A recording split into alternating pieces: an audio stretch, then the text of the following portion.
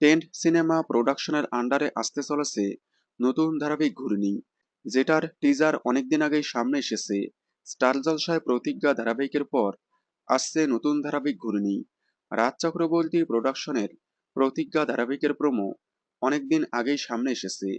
এছাড়াও সামনে এসেছে ঘূর্ণি ধারাবাহিকের টিজার।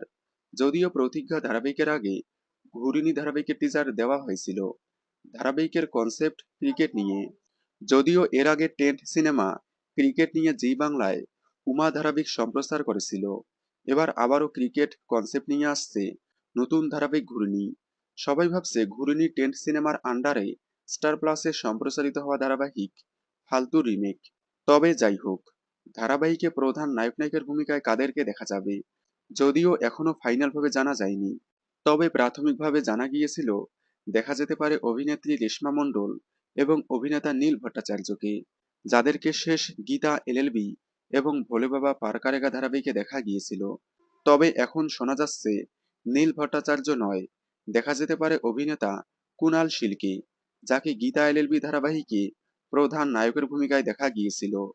এছাড়াও শোনা যাচ্ছে নায়িকার ভূমিকায় খোঁজা হচ্ছে নতুন মুখ।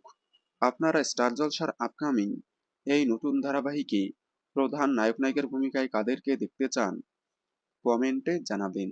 বাংলা বিনোদনের এই ধরনের সকল আপডেট সবার আগে পেতে চ্যানেলটি সাবস্ক্রাইব করে পাশে থাকা বেল আইকনটি বাজিয়ে দিন। ধন্যবাদ।